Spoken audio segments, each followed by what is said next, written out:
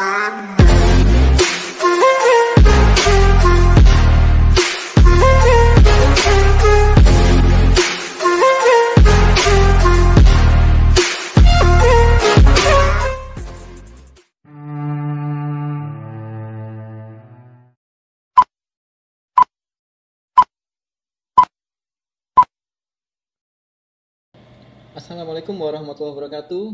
Skill dasar dari seorang jurnalis sederhananya cuma dua sebenarnya. Yang pertama writing dan yang kedua reporting. Nah, bagaimana dia bisa menulis ya, dia bisa mencatat segala sesuatu yang terjadi atau peristiwa-peristiwa yang terjadi di lingkungannya, kemudian dia laporkan kepada orang lain.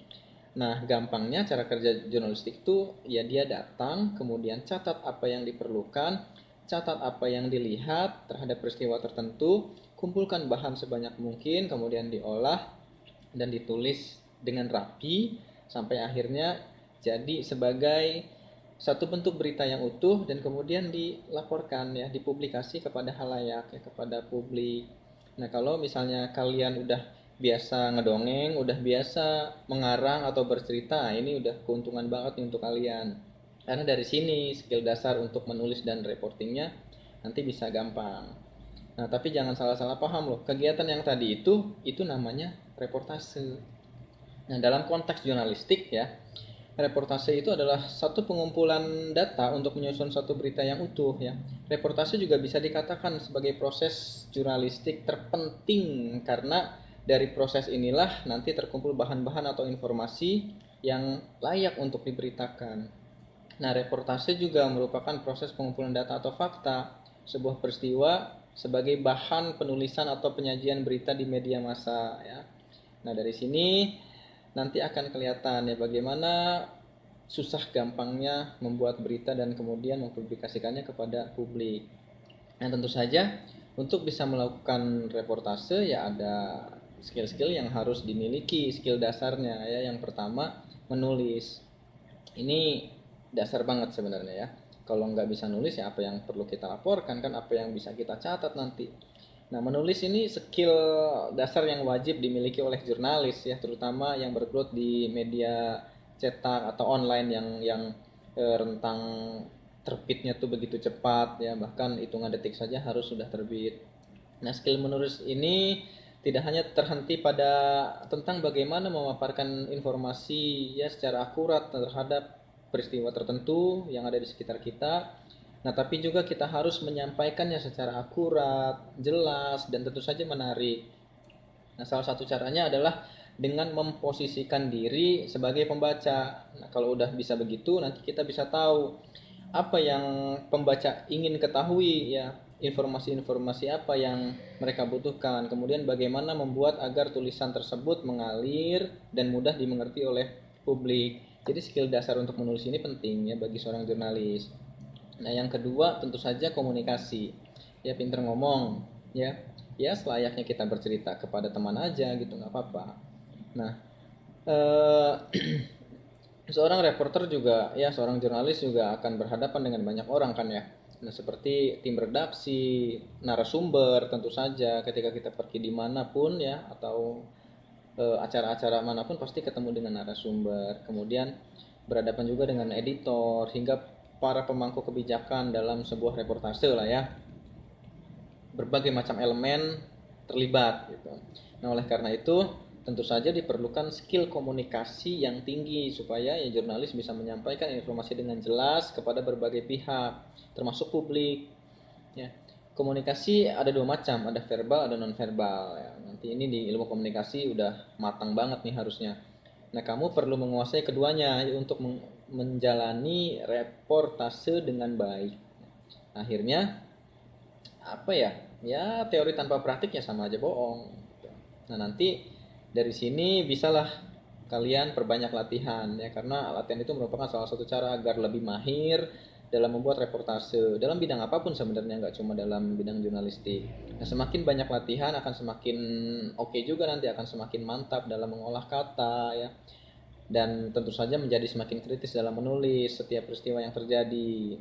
Intinya latihan.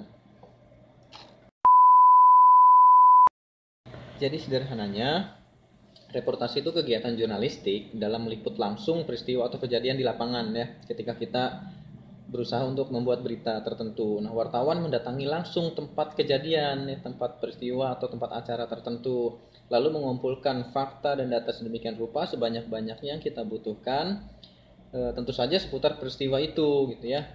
Nah, ada tahap reportase, ada 3 tahap. Yang pertama reportase dasar. Nah, ini gampang banget karena masih dasar dan ini biasanya coraknya atau jenisnya strike news ya, peliputan berita tahap dasar atau tahap awal. Berita yang dihasilkan tentu saja strike news atau berita lugas.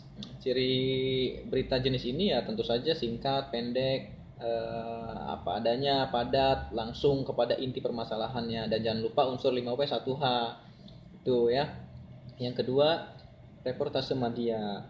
Nah, reportase media ini lebih luas dibandingkan strike news atau reportase dasar ya, karena tidak sekedar berita lugas tapi juga menghasilkan berita-berita tentang kisah-kisah yang lebih mendalam ya, misalnya seperti news feature ya, itu kan lebih luas lagi. Nah, kemudian yang ketiga adalah reportase lanjutan atau mendalam. Nah, reportase lanjutan ini menghasilkan reportase atau berita-berita analisis ya, news analisis.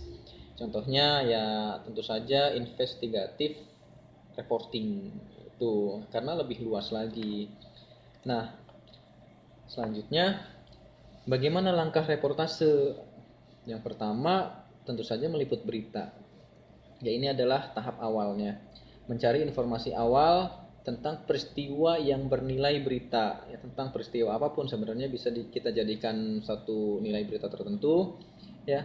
Memastikan peristiwa yang akan diliput dulu nih sebelum kita pergi ke lapangan, biar terarah ya, biar ketika kita di lapangan atau pergi ke lapangan nggak bingung kita mau kemana ya. Kemudian mendokumentasikan seluruh informasi yang didapat, dicatat.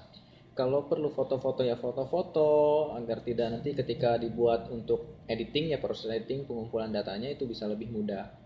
Nah, setelah meliput tentu saja menulis berita. Nah, yang tahap pertama adalah menentukan sudut pandangnya, angle-nya, pemberitaannya sesuai jenis berita yang kita mau tulis tadi. Kira-kira angle-nya sebelah mana nih? Ya, biasanya sih dalam satu acara tiap-tiap wartawan, tiap jurnalis itu punya angle yang sama. Nah, kalau pengen beda itu lebih bagus. Biasanya kalau yang jurnalis oke nih, dalam satu acara juga bisa dibuat 3 sampai 5 angle bahkan. Jadi bisa berbeda ya. Cari sesuatu yang lebih menarik dibandingkan tulisan-tulisan wartawan yang lain, jurnalis yang lain. Menulis seluruh isi berita ya dengan angle yang ditetapkan, kemudian modal dasarnya adalah seluruh rangkaian informasi yang telah didapatkan ya, yaitu 5W 1H. Jawab 5W 1H aja udah cukup sebenarnya. Itu jadi satu tulisan yang utuh. Yang kemudian edit beritanya, baik tipe-tipenya ya, teknisnya maupun isi dan bahasanya ya. Kalau ada salah-salah ketik itu diperbaiki, diedit biar bagus. Kemudian diperhatikan juga isinya dan alur bahasanya ya, supaya antara paragraf yang satu dengan paragraf yang lain, kemudian dengan komentar-komentar narasumber juga biar enak dibaca, ngalir. Dan tentu saja ini kan nanti biar publik juga bacanya nyaman ya. Dan sentuhan terakhir adalah editing ya. Itu editing berarti melihat atau mengkoreksi semuanya ya, baik hal teknis maupun isinya yang tadi itu.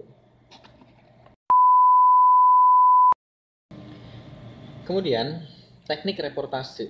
Teknik reportase ini ada 3. Yang pertama tentu saja observasi.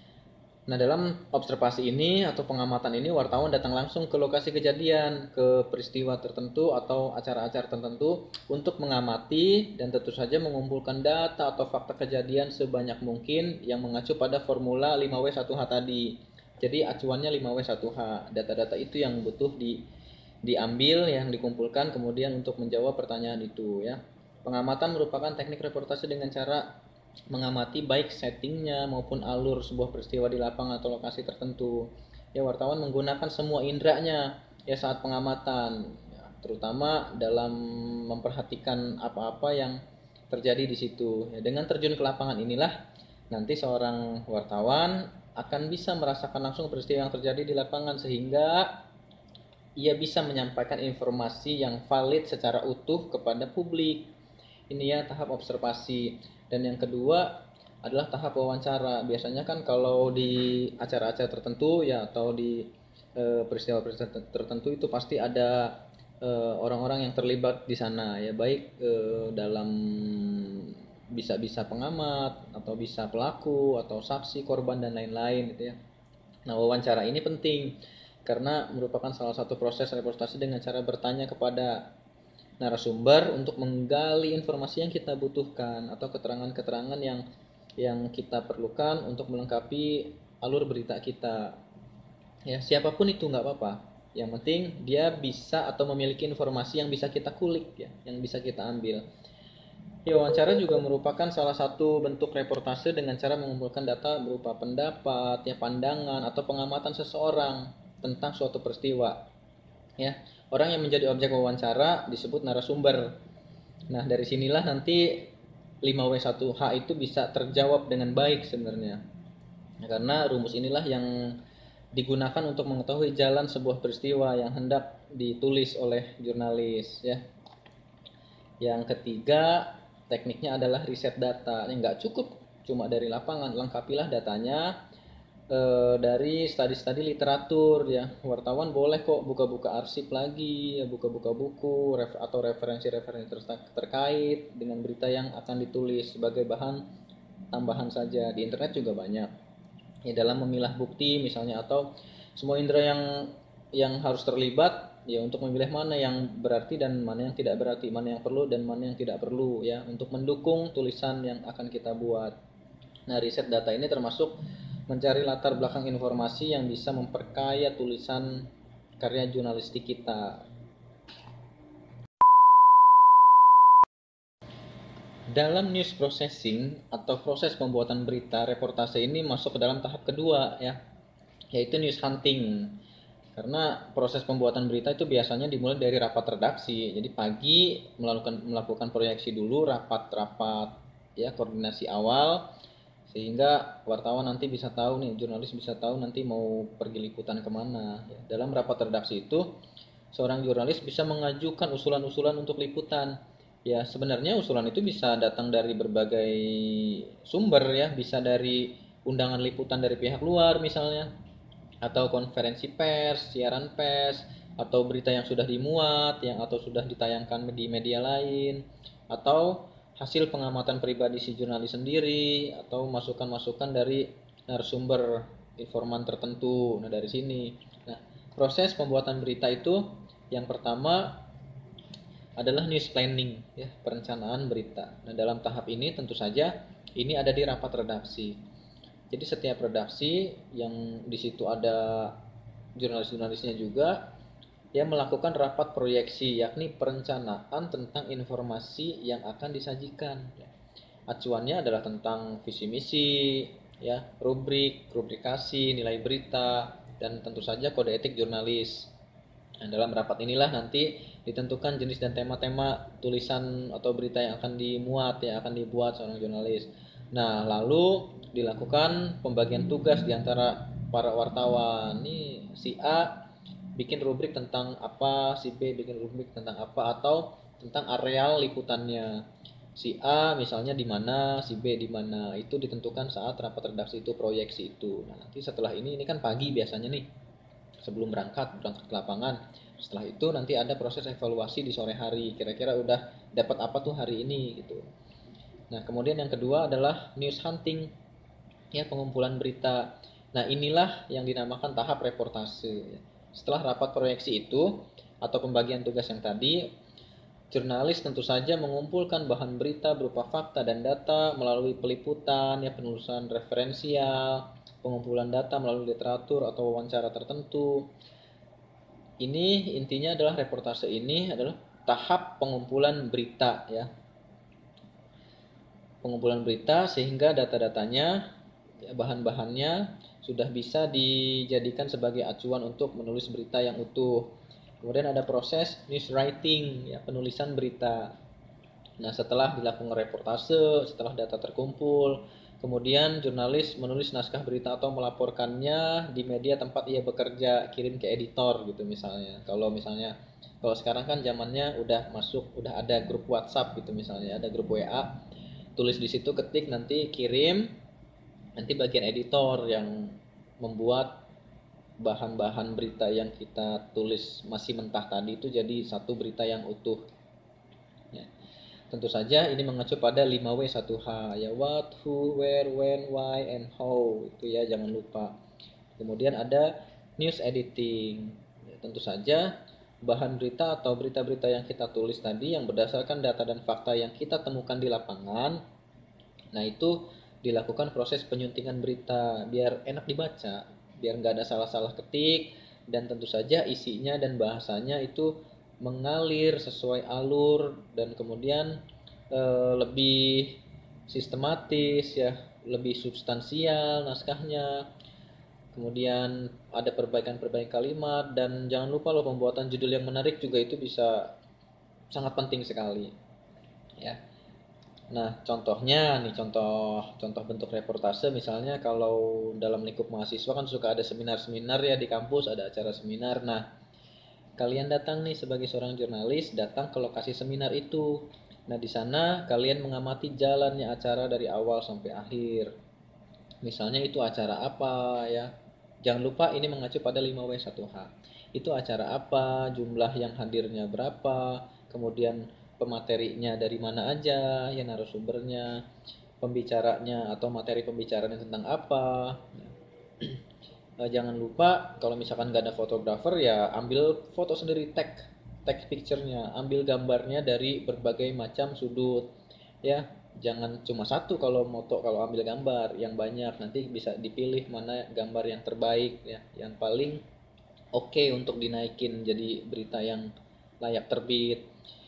Ya tentu saja nanti kan ada jeda-jeda acara nih dalam seminar, atau bisa juga kalau udah selesai seminarnya langsung tuh cari data tambahan dengan cara wawancara ya.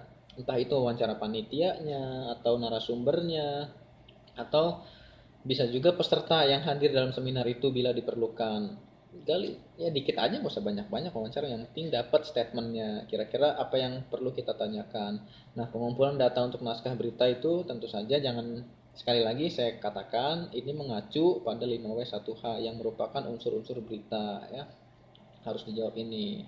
Dan sekali lagi seperti yang saya katakan di awal, teori aja nggak cukup, karena kegiatan jurnalis itu ya akan sangat bermakna, bernilai kalau udah dilakukan. Tentu saja dengan praktik dan latihan. Latihan, latihan, dan latihan. Kalau nggak latihan, pemain bola aja bisa ya nggak bisa apa-apa di lapangan tanpa latihan. Jadi jurnalis juga harus latihan. Latihan nulis, latihan bercerita, latihan reportase, latihan mengamati, latihan apapun itu yang mendukung. Itu saja, terima kasih. Assalamualaikum warahmatullahi wabarakatuh.